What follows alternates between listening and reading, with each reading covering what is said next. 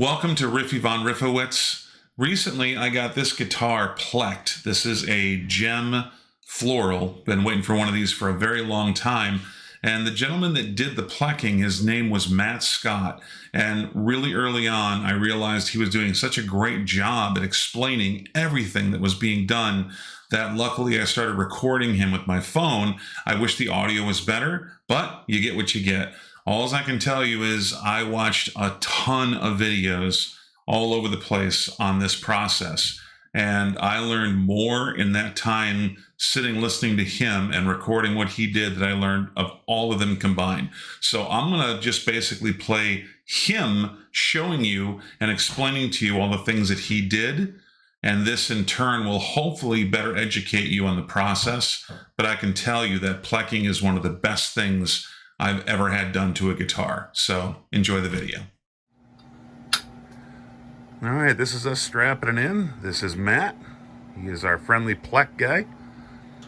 And I'm looking forward to this process.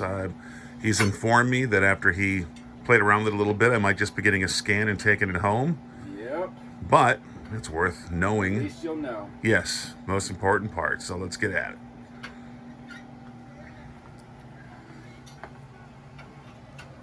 So basically this Plek machine operates, you probably already done some reading and videos and stuff.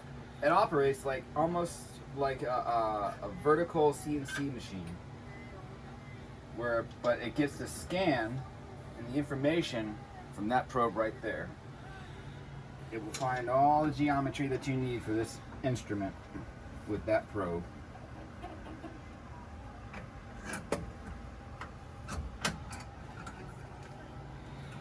Over here we have the interface. Getting in close. There we go. All right. Alrighty, Matt was telling me about a Martin that he had in. So this was plucked from the factory, put it in the machine, and you can see how it looks like it's got a good parabolic line, but too much relief. And I'm already seeing that it's got a low nut here. I put the proper relief in. No, this isn't the one. Just a second. This isn't the one. I don't know why. And is this the one? Yeah, this is the one. So that looks different. we had to do a little shim underneath the E string sometimes, just so the probe will read it, because sometimes the probe will ride up the string on the last fret, and you won't be able to get a good reading. But that's why that's there. But you can see how the action and everything is right where it should be within tolerance. But it has this perfect line. That's when this is plugged in the factory. I was like, okay, this is really suspicious. This action is good. This action is good. But this is way off. And then I bring it in, and I can see how if you follow this perfect parabolic line going down the fretboard, this is where the machine wants it to be for playability. It's great. But now, if you look at all this, you're like, they cut the nut too low. And the action is set on the saddle too low. So, needless to say, it went back to the purchase they purchased from. Oh yeah. And they had to correct it because it's like a $4,000 instrument. Yeah. And it's all up to the operator. You know, you can have a Plek machine, but if the operator makes a mistake, then I remember Gibson had a big issue like that where they were claiming that they plecked everything, and Plek went after him saying that don't claim it if you're not going to do it perfect. Yep. Yeah. I will say, from my experience working with Gibsons, the ones that I find that are most likely to be plecked if they're American makes are the SGs. Okay. I have put several SGs in this machine because customers wanted it plecked, and I call them up. I'm like, hey, I can take your money if you want, but there's nothing that's going to be improved on this guitar. Nothing. Yeah. It's from everything that I can see, it's been plecked already. Task down the fretboard, that's where it's going to get its parameters for the scale length, and then it's going to probe down at the by the saddle, the string height. I always, when I start the first part of the process, I always keep my hand on the emergency stop, just to as a precaution. It's just a habit.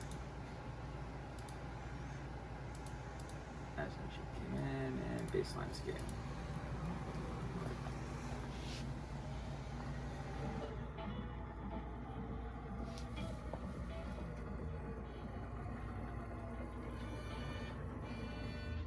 Perfect. Good. Fantastic. What it's doing right now is finding the string height. So it is probing gently along each string. Is finding, once it makes contact with the string, it falls off to the left, and then it will hit the string again and fall off to the right, and then touch center of the string. Like right now, falls off to the left, falls off to the right, touches center. Now it's going to go over to the D string. It's going to touch the string. This time it's going to fall off to the right, fall off to the left, and touch center. And is able to use with the software programming, it's gonna know exactly where that string is.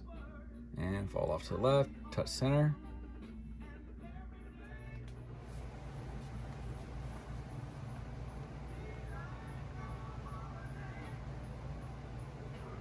Now it's gonna come up to the nut, and it's gonna do the same thing.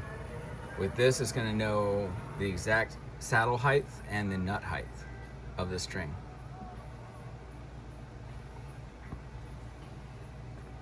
And see, this is a great example of people not understanding the potential of a CNC setup. Oh yeah. They don't think it's just going to cut wood or No. things, and now they're realizing the potential that you can do with CNC. So it just did the fall off on the left side at the first fret. Now it's the right side on the first fret. Now it's going to go down to the 10th fret. And it's doing the fall off there. So now with all of that information and doing the fall off, it knows the geometry, width, and how the display out of the fretboard is. And now, this is where it gets its name, the Plek, from, because it's going to go down the string. It pushes the string just out of the way, and now it's probing the height and pulls out, and it plucks or plex the string when it pulls out. Gotcha. So it's getting the height of the fret and comparing it to the distance it wants it to be from the string. So it knows exactly how high or far each fret will be from the string, and it's going to give us a reading in a second. Okay. And for clarification for other people, I did a lot of reading up on this part. If you want low action but you strum hard, you're not going to get that low of action because the vibration alone is going to cause buzzing. Yeah, so you're going to get a parabolic jump rope effect whenever you plug a string. So it depends on your attack. The kind of action that you can have. If you don't mind, you can have low action, and acoustically you will hear string buzz, but you can acquire a low action with acoustic string buzz, but it won't translate to the pickups. Gotcha. So I have that with people, and they'll it's like, well, I want the low action, and I can hear string buzz. I'm like, well, does it come through your amp? And I'm like, no. Well, that's Yeah. Then you got your wish, man. That's it. You know. So this is going to be a scale from the low treble bass side to the treble side, low E, A, D, G, B, E. So we are able to see the string, the fret height on everything. This green line is a nice parabolic line. It's using an algorithm. It's telling me exactly how high it wants each one of these frets to be to achieve maximum playability. And everything in green is where you want it to be. Everything in orange is where it actually is. So if you look here, that's going to be your bridge and saddle. This is going to be your nut. This is going to be the fretboard. This is your first fret, your 24th fret, and right here in the middle is going to be your 12th fret. So we can already see that there are in some areas of concern, but we're going to look here, and this is my virtual fret dress. All the pretty little triangles are going to be what we call buzz values. These are areas where you could potentially have issues with the playability of the instrument. I'm almost suspicious that once I do a truss rod adjustment, I'm thinking the only issues you're gonna have might be right here. Because I find that anything that is greater than a 31,000th of a millimeter difference between the two frets before or after is gonna be what's gonna be, it's what is going to cause a buzz value. So for example, you have a distance here to here, and that's causing a buzz value because the difference between the two is greater than 31 thousandths of a millimeter. Like you see it right here. This is lower So the buzz value is there because the difference between these two is going to be 31 thousandths of a millimeter. That's what I'm thinking. Okay. I think that's what you're going to see. Game on. Yep. So if I'm having a bounce, sometimes I'll have a bouncing act, and I'll have, when I get the truss rod right where I want it to be, you'll have a little bit of a back bow. A back bow is where you have, if I use this graph right here, back bow is where, say the orange line is coming up a little above, and you see this part here coming up a little above where it wants it to be, that blue line.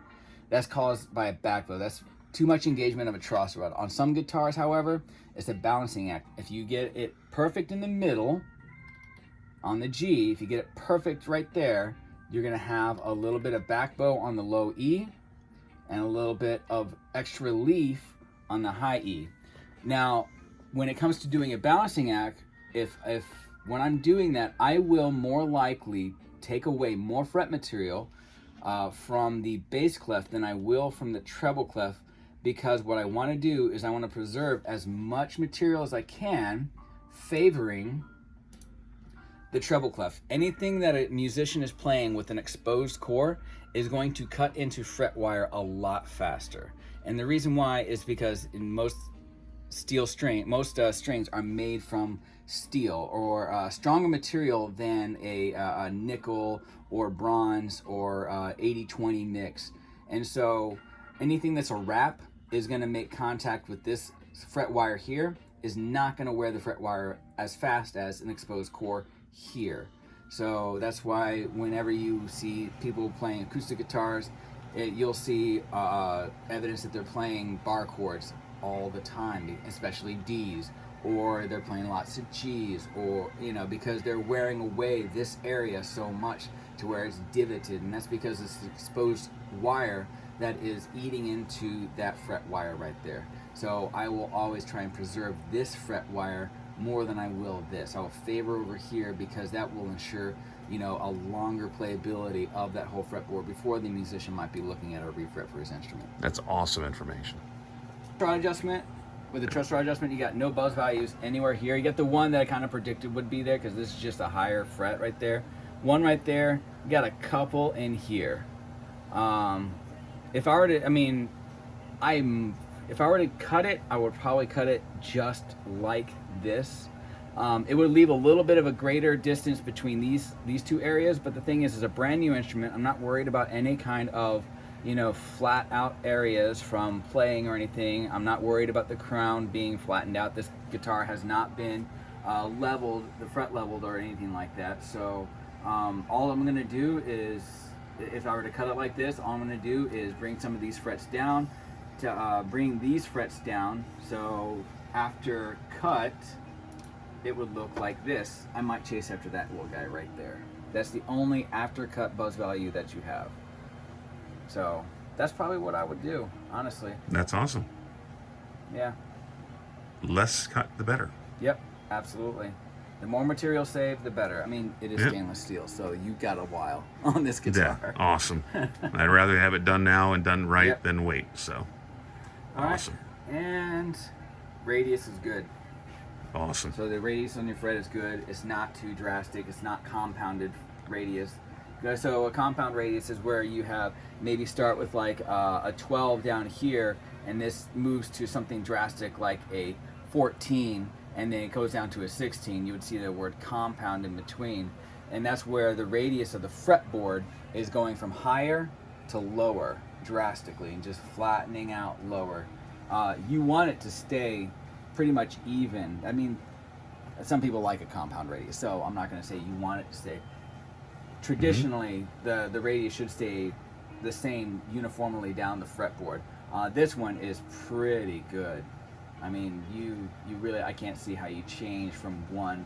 I don't even think it goes from that looks like it might be a 12. This is in millimeters. Okay. So I have to change it to inches. Let's see. There we go. Inches. Well, it doesn't change the radius. I still have to do the program. Anyway, yeah, I can change it. So 1/1000th, 1/100th of a thousandth of an inch, or 1/1000th of a millimeter. That's the the increments of measurements that each one of these represent. Nice. So that's 2/1000ths of a millimeter right there. Okay. Yeah. So what I was talking about before with the balancing act. So I got a good truss rod balance. If you look at the scan that I have, if I can get it without, there we go. Nice, great balance there. But if you go to the bass side, a little bit of back bow.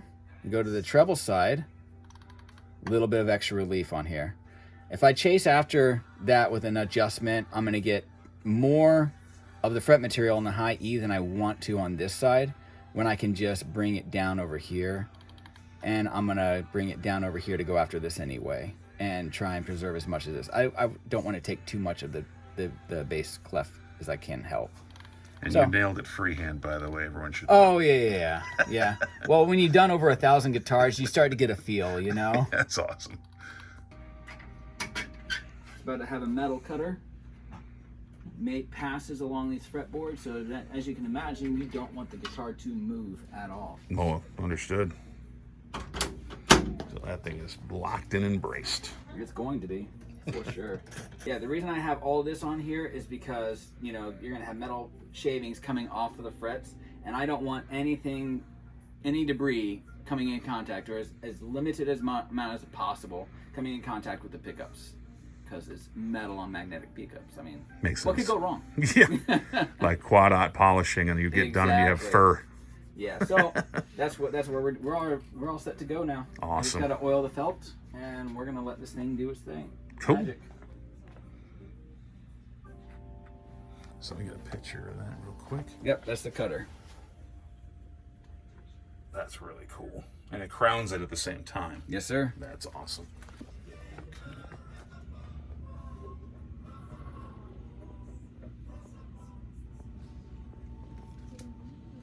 And that's gonna for the first fret to do the fall off there.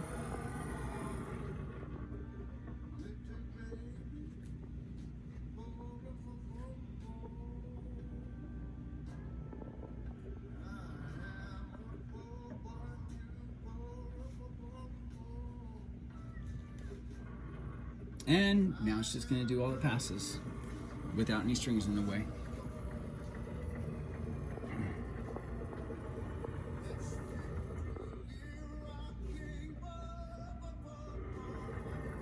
So before we had the virtual fret dress in, it got I did all the calibration I wanted to do for measuring the cuts that we're gonna do on the guitar, and now it's finding out where the frets are without string tension, and then it's gonna do its calculation and it's gonna start cutting. So measure 1,000, cut once. Yeah, pretty much. Measure 1,000 times and cut once.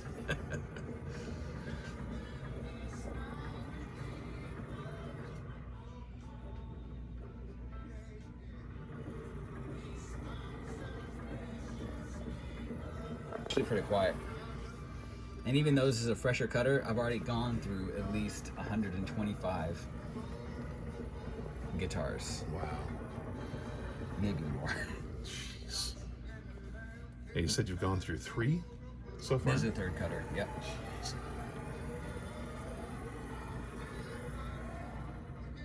And here he comes. Yeah, it's only going to touch the first one because it doesn't need to. 3 passes.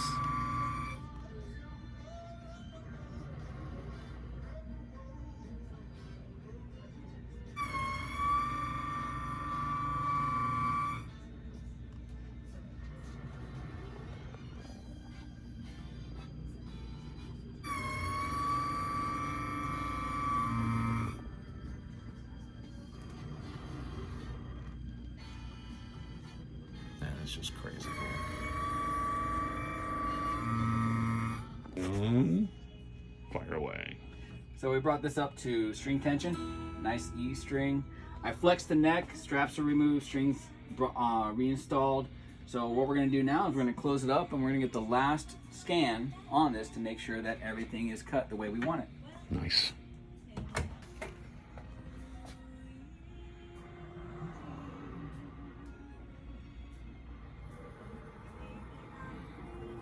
So this is the double check, right? Yep, this is the double check. What's really cool is like I just saw like 3 months ago, I think it was, when I was just scrolling through Facebook, how Plek had just announced the sale of their 100th Plek machine.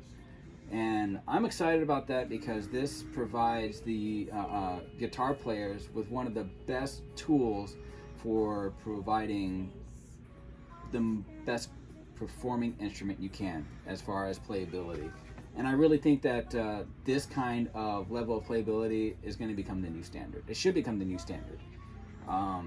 And it should be the new standard for when anybody invests anything more than $1,000. It should be the standard that is absolutely playable.